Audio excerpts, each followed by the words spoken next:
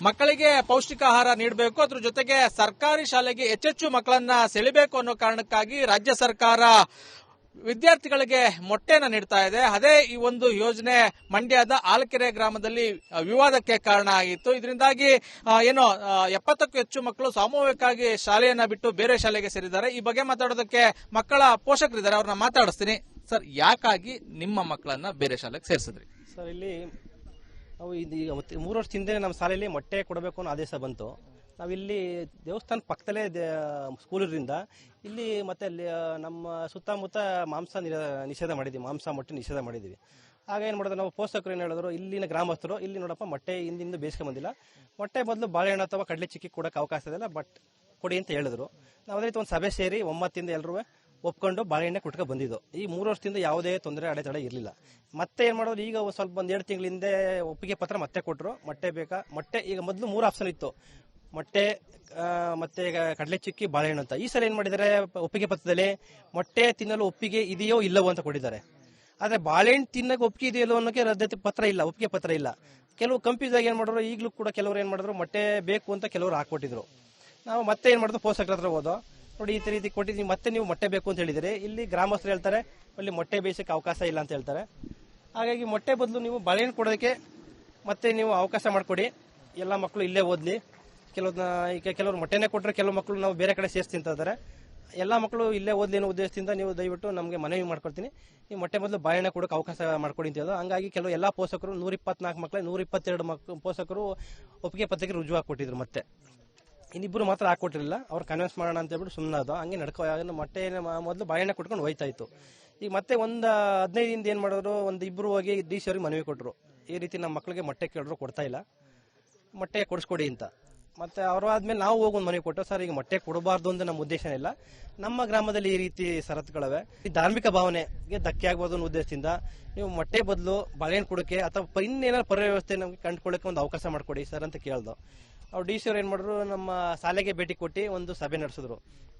ಅವ್ರೇನ್ ಹೇಳಿದ್ರು, ಅದೇನಪ್ಪ ನಾವು ಆದೇಶ ಏನಿದೆ ಸರ್ಕಾರ ಆದೇಶ ಪಾಲಿಸಲೇಬೇಕು ಅನ್ನೋ ಉದ್ದೇಶದಿಂದ ಸರ್ಕಾರ ಆದೇಶ ಪಾಲಿಸಿದ್ರೆ ಹೊರತು ನಮ್ಗೆ ಪರ್ಯಾಯ ಕಂಡುಕೊಳ್ಳಲಿ ಅವರು ನಮ್ಗೇನು ಸಹಾಯ ಮಾಡಕ್ ಆಗ್ಲಿಲ್ಲ ಅವ್ರ ಕೈಲಿ. ಯಾಕೆಂದ್ರೆ ಸರ್ಕಾರ ಆದೇಶ ಪಾಲಿಸ್ತೇವೆ ಕಣ್ರಪ್ಪ ಅಂತ ಹೇಳಿದ್ರು. ನಾವ್ ಹೇಳೋದಂದ್ರೆ, ಈಗ ನಮ್ಮ ಸ್ಕೂಲಲ್ಲಿ 124 ಮಕ್ಕಳು 70ಕ್ಕೂ ಹೆಚ್ಚು ಮಕ್ಕಳಿಗೆ ಬೇರೆ ಶಾಲೆಗೆ ಸೇರಿಸಿದೀವಿ, ಇಲ್ಲಿಂದ ಬಿಡಿಸಿ ನಾವು ಬೇರೆ ಶಾಲೆಗೆ ಸೇರಿಸಿದೀವಿ. ಆ ಮಕ್ಕಳಿಗೆ ನಾವು ವಿದ್ಯಾಭ್ಯಾಸಕ್ಕೆ ತೊಂದರೆ ಕೊಟ್ಟಿಲ್ಲ, ಬೇರೆ ಕಡೆ ವಿದ್ಯಾಭ್ಯಾಸ ಕೊಡಿಸ್ತಾ ಇದೀವಿ. ಹಂಗಾಗಿ ನಮ್ಮ ಮಕ್ಕಳಿಗೆ ಯಾವುದೇ ರೀತಿ ತೊಂದರೆ ಇಲ್ಲ, ಇಲ್ಲಿ ವಿದ್ಯಾಭ್ಯಾಸ ಕೊಡಿಸ್ತಿದ್ದೋ ಈಗ ಅಲ್ಲೂ ಸೇರಿಸಿದೀವಿ. ಈಗ DC ಅವ್ರು ಬಂದ್ರು, ಅವ್ರನ್ನ ಕನ್ವಿನ್ಸ್ ಮಾಡಕ್ ನೀವು ಟ್ರೈ ಮಾಡ್ಲಿಲ್ವಾ? ಸರ್, DC ಅವ್ರಿಗೆ ನಾವು ಮನವಿಯನ್ನ ಕೊಟ್ಟಿದ್ವಿ, ಅಲ್ಲೇ ಹೋಗಿ ಅವ್ರ ಆಫೀಸಲ್ಲಿ ಮನವಿ ಕೊಟ್ಟಿದ್ವಿ. ಅವರು ಅಲ್ಲೂ ನಮ್ಗೆ ಒಂದು ಹೇಳಿಕೆಯನ್ನ ಕೊಟ್ಟಿದ್ರು, ನಮ್ಮ ಸರ್ಕಾರದ ನಿಯಮ ಇದೆ, ಅದ್ರ ವಿರುದ್ಧವಾಗಿ ನಾವು ಹೋಗಕ್ಕಾಗಲ್ಲ, ಹಂಗಾಗಿ ನಾವು ಆ ನಿಯಮದ ಪ್ರಕಾರ ನಡ್ಕೊಳ್ಳೇಬೇಕು ಅಂದಾಗ ನಾವು DC ಅವ್ರ ಹತ್ರ ಏನಾದ್ರು ಪ್ರಶ್ನೆ ಮಾಡೋಕ್ಕಾಗತ್ತಾ ಅಂತೇಳಿ ಬಂದ್ಬಿಟ್ಟಿದ್ವಿ. ಅದಾದ್ಮೇಲೆ ನಮ್ಮ ಶಾಲೆಯಲ್ಲೆಲ್ಲ ನಮ್ಮ ಮಕ್ಕಳನ್ನ ಇಲ್ಲ ಕಳಿಸ್ಕೊಡಿ, ನಮ್ಮ ಇದಕ್ಕೆಲ್ಲೂ ಗೌರವ ಸಿಗ್ಲಿಲ್ಲ ಅಂತ ಕೇಳಿದ್ಮೇಲೆ ಅವ್ರೇನ್ ಮಾಡು, ನಿಮ್ಮ ಮಾಧ್ಯಮದವರೆಲ್ಲ ಬಂದು ಒಂದು ನ್ಯೂಸ್ ಎಲ್ಲ ಆದ್ಮೇಲೆ ಅವ್ರೇನ್ ಮಾಡು, DC ಅಧಿಕಾರಿಗಳೆಲ್ಲ ಎತ್ತೆಚ್ಕೊಂಡು ಏನೋ ಒಂದು ಮನವರಿಕೆ ಮಾಡ್ತೀನಿ, ಇಲ್ಲೇನೋ ಬದಲಾವಣೆ ಮಾಡ್ತೀನಿ, ಪರ್ಯಾಯ ವ್ಯವಸ್ಥೆ ಕಾಣಿಸ್ತೀವಿ ಅಂತೇಳಿ ಬಂದ್ರು. ಆದ್ರೆ ಅವ್ರು ಪರ್ಯಾಯ ವ್ಯವಸ್ಥೆ ಮಾಡಬೇಕು ಅನ್ನೋಕ್ಕಿಂತ ಹೆಚ್ಚಾಗಿ ನಮ್ಮೆಲ್ಲರನ್ನು ಕೇಳಿದಾಗ ಅವರು ಸರ್ಕಾರ ನಿಯಮವನ್ನ ಪಾಲಿಸ್ತೀವಿ ಅಂದ್ರೆ ವಿನಃ ಇದಕ್ಕೊಂದು ಪರ್ಯಾಯ ವ್ಯವಸ್ಥೆ ಮಾಡ್ತೀವಿ ಅಂತ ಎಲ್ಲೂ ಅವ್ರು ಏನು ಭರವಸೆ ಕೊಡ್ಲಿಲ್ಲ.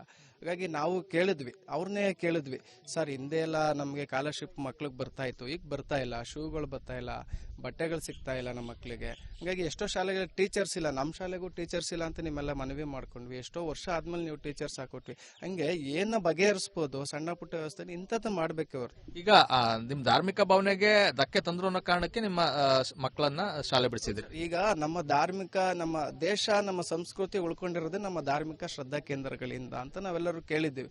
ಎಲ್ಲಿ ಕೂಡ ಬೇರೆ ಬೇರೆ ದೇಶಗಳಲ್ಲಿ ನೋಡ್ತಾ ಇರೋದು ವ್ಯಾವಹಾರಿಕವಾಗಿರ್ಬೋದು, ವ್ಯತಿರಿಕ್ತವಾಗಿ ಎಲ್ಲೂ ಕೂಡ ಹೊಂದಾಣಿಕೆ. ನಮ್ಮಲ್ಲಿ ಏನೋ ಒಂದು ದೈವತ್ವದ ಬಲಕ್ಕೆ ಒಂದು ಗೌರವ ಕೊಟ್ಕೊಂಡು ನಮ್ಮಲ್ಲಿ ಏನೋ ಒಂದು ತಪ್ಪು ಮಾಡಿದ್ರು ಕೂಡ ದೇವರು ಅಂತ ಹೇಳಿದ್ರೆ ಆ ತಪ್ಪು ಮಾಡೋಕ್ಕೂ ಜನ ಹಿಂಜರಿತಾರೆ. ಹಂಗಾಗಿ ಆ ಒಂದು ಧಾರ್ಮಿಕ ನಂಬೆ, ಒಂದು ಶ್ರದ್ಧೆ.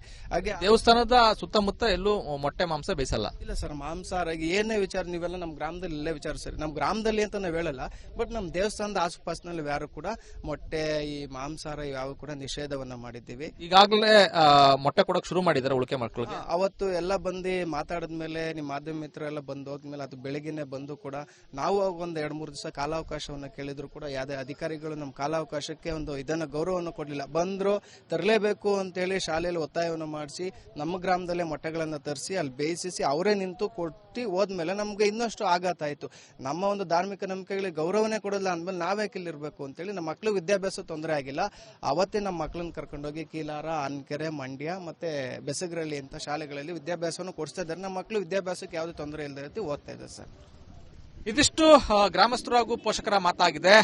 ಏನು ಧಾರ್ಮಿಕ ಭಾವನೆಗೆ ಧಕ್ಕೆ ತಂದಂತಹ ಹಿನ್ನೆಲೆಯಲ್ಲಿ ನಾವು ಸಾಮೂಹಿಕವಾಗಿ ನಮ್ಮ ಮಕ್ಕಳುಗಳನ್ನ ಬಿಡಿಸಿ ಬೇರೆ ಒಂದು ಶಾಲೆಗೆ ಸೇರಿಸಿ ಶಿಕ್ಷಣ ಕೊಡಿಸುವಂತ ಕೆಲಸವನ್ನ ಮಾಡ್ತಾ ಇದೀವಿ.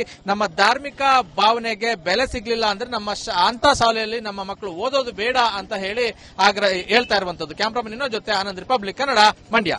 ಮಕ್ಕಳಿಗೆ ಪೌಷ್ಟಿಕ ಆಹಾರ ನೀಡಬೇಕು, ಅದ್ರ ಜೊತೆಗೆ ಸರ್ಕಾರಿ ಶಾಲೆಗೆ ಹೆಚ್ಚೆಚ್ಚು ಮಕ್ಕಳನ್ನ ಸೆಳಿಬೇಕು ಅನ್ನೋ ಕಾರಣಕ್ಕಾಗಿ ರಾಜ್ಯ ಸರ್ಕಾರ ವಿದ್ಯಾರ್ಥಿಗಳಿಗೆ ಮೊಟ್ಟೆನ ನೀಡ್ತಾ ಇದೆ. ಅದೇ ಈ ಒಂದು ಯೋಜನೆ ಮಂಡ್ಯದ ಆಲ್ಕೆರೆ ಗ್ರಾಮದಲ್ಲಿ ವಿವಾದಕ್ಕೆ ಕಾರಣ ಆಗಿತ್ತು. ಇದರಿಂದಾಗಿ 70ಕ್ಕೂ ಹೆಚ್ಚು ಮಕ್ಕಳು ಸಾಮೂಹಿಕವಾಗಿ ಶಾಲೆಯನ್ನ ಬಿಟ್ಟು ಬೇರೆ ಶಾಲೆಗೆ ಸೇರಿದ್ದಾರೆ. ಈ ಬಗ್ಗೆ ಮಾತಾಡೋದಕ್ಕೆ ಮಕ್ಕಳ ಪೋಷಕರಿದ್ದಾರೆ, ಅವ್ರನ್ನ ಮಾತಾಡಿಸ್ತೀನಿ.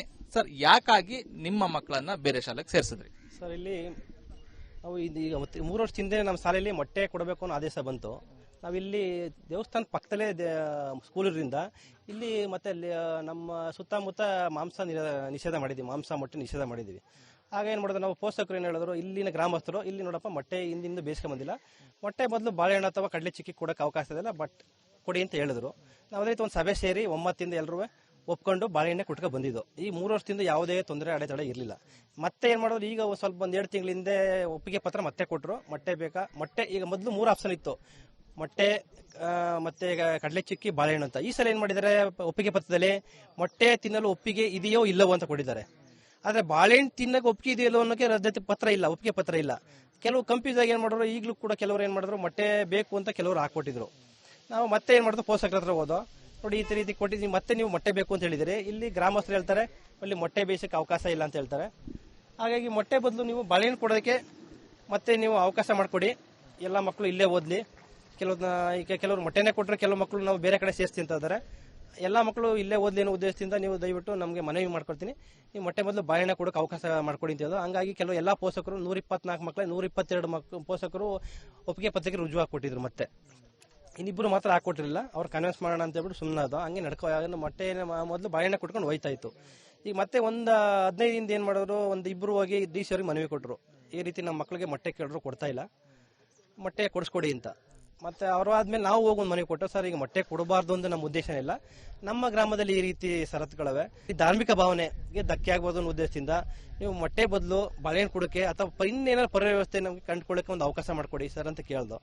ಅವ್ರು DC ಅವ್ರು ಏನ್ ಮಾಡಿದ್ರು, ನಮ್ಮ ಶಾಲೆಗೆ ಭೇಟಿ ಕೊಟ್ಟು ಒಂದು ಸಭೆ ನಡೆಸಿದ್ರು. ಅವ್ರು ಏನ್ ಹೇಳಿದ್ರು, ಅದೇನಪ್ಪ ನಾವು ಆದೇಶ ಏನಿದೆ ಸರ್ಕಾರ ಆದೇಶ ಪಾಲಿಸಲೇಬೇಕು ಅನ್ನೋ ಉದ್ದೇಶದಿಂದ ಸರ್ಕಾರ ಆದೇಶ ಪಾಲಿಸಿದ್ರೆ ಹೊರತು ನಮ್ಗೆ ವ್ಯವಸ್ಥೆ ಕಂಡುಕೊಳ್ಳಲಿ ಅವರು ನಮ್ಗೇನು ಸಹಾಯ ಮಾಡಕ್ ಆಗಿಲ್ಲ ಅವ್ರ ಕೈಲಿ. ಯಾಕೆಂದ್ರೆ ಸರ್ಕಾರ ಆದೇಶ ಪಾಲಿಸ್ಲೇಬೇಕು ಕಣ್ರಪ್ಪ ಅಂತ ಹೇಳಿದ್ರು.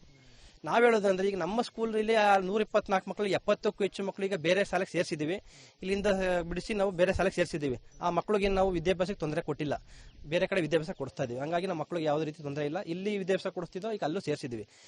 ಈಗ ಸರ್, ಈಗ DC ಅವ್ರು ಬಂದ್ರು, ಅವ್ರನ್ನ ಕನ್ವಿನ್ಸ್ ಮಾಡಕ್ ನೀವು ಟ್ರೈ ಮಾಡ್ಲಿಲ್ವಾ? ಸರ್, DC ಅವ್ರಿಗೆ ನಾವು ಮನವಿಯನ್ನ ಕೊಟ್ಟಿದ್ವಿ, ಅಲ್ಲೇ ಹೋಗಿ ಅವ್ರ ಆಫೀಸಲ್ಲಿ ಮನವಿ ಕೊಟ್ಟಿದ್ವಿ. ಅವರು ಅಲ್ಲೂ ನಮ್ಗೆ ಒಂದು ಹೇಳಿಕೆಯನ್ನ ಕೊಟ್ಟಿದ್ರು, ನಮ್ಮ ಸರ್ಕಾರದ ನಿಯಮ ಇದೆ, ಅದ್ರ ವಿರುದ್ಧವಾಗಿ ನಾವು ಹೋಗಕ್ಕಾಗಲ್ಲ, ಹಂಗಾಗಿ ನಾವು ಆ ನಿಯಮದ ಪ್ರಕಾರ ನಡ್ಕೊಳ್ಳೇಬೇಕು ಅಂದಾಗ ನಾವು DC ಅವ್ರ ಹತ್ರ ಏನಾದ್ರು ಪ್ರಶ್ನೆ ಮಾಡಕ್ಕಾಗತ್ತಾ ಅಂತೇಳಿ ಬಂದ್ಬಿಟ್ಟಿದ್ವಿ.